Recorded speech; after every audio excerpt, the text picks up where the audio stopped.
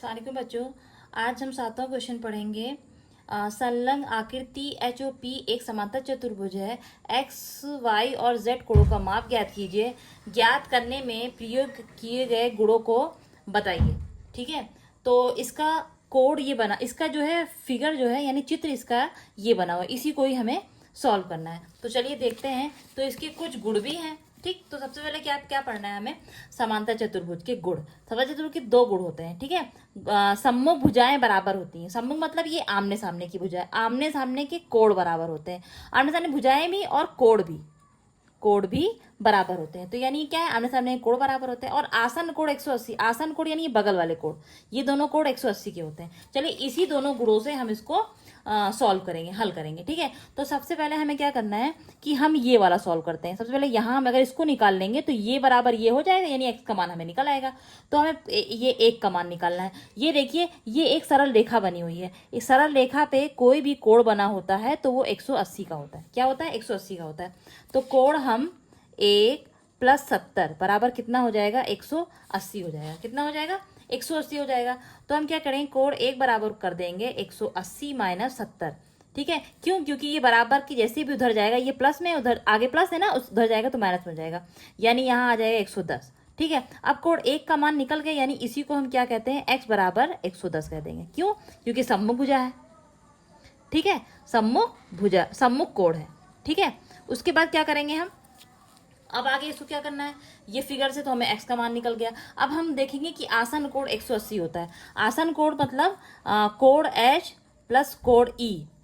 कोण h plus क्या हो जाएगा? कोण e बराबर हो जाएगा 180। अब h का मान हमें क्या दिया हुआ है? h का मान दिया हुआ है 40 और z। तो यानी क्या कर देंगे कि 40 और प्लस z कर देंगे। क्या कर देंगे? प्लस z कर देंगे। और e का मान x है। ठीक, बराबर क्या हो जाएगा? 180 हो जाएगा। तो 40 और कोण z और x का मान 110 है, बराबर क्या हो जाएगा? 180 हो जाएगा। z को हम ऐसे ही रहने देंगे और इन दोनों को जोड़ देंगे तो कितना हो जाएगा? 150 हो जाएगा, यानी 150 हो जाएगा, बराबर 180 हो जाएगा। z को हम इधर ही रहने देंगे। ठीक है, और 180 और 150 को हम उधर ले जाएंगे, यानी 150 को माइनस 150 हो जाएगा। ठीक है, अब इससे 180 से 150 घटाएंगे, कितना हो जाएगा? 30। हमें z का मान निकल गया। अब हमें चाहिए क्या? सिर्फ y चाहिए। ठीक है, अब क्या कर रहे हैं? देखिए, ये एक त्रिभुज बन रहा है ना, एक त्रिभुज। तो z + y + 1 अगर हम निकालेंगे, क्योंकि हमें z का भी मान पता है और 1 का भी पता है, इन दोनों पता हो जाएगा तो ये y अपने आप पता हो जाएगा। तो देखिए क्या करेंगे हम कि कोण z प्लस कोण 1 प्लस कोण y बराबर कितना हो जाएगा? 180। क्यों? क्योंकि त्रिभुज है। त्रिभुज के सभी कोणों का माप 180 होता है। ठीक है, तो z का मान हमारा कितना निकला था? 30 निकला था। ठीक है, और कोण 1 का मान हमारा निकला था 110। ये देखिए, कोण 1 का मान 110 निकला था, तो हम 110 कर देंगे। ठीक है, और y ऐसे ही उतार देंगे, बराबर क्या हो जाएगा? 180। कितना हो जाएगा? 180। अब क्या करेंगे हम कि यहाँ पे क्या था?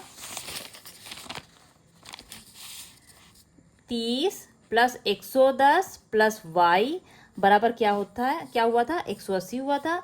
तो y बराबर कर देंगे 180। इन दोनों को डायरेक्ट जोड़ देते हैं। ठीक है, देखो 110 और 30 को जोड़ेंगे तो 0 हो जाएगा, 3 1 4 हो जाएगा और ये 1 बचेगा, यानी 140। और 140 को हम डायरेक्ट उधर कर दें तो माइनस में हो जाएगा। तो हमारा आ गया y कितना हो गया? 40। यानी x का मान हमारा आया था 30, y का मान है 40 और z का मान, सॉरी, x का मान 110 आया था, y का मान 40 है और z का मान है 30। ठीक है, यही हमारा आंसर हो जाएगा। Thank you.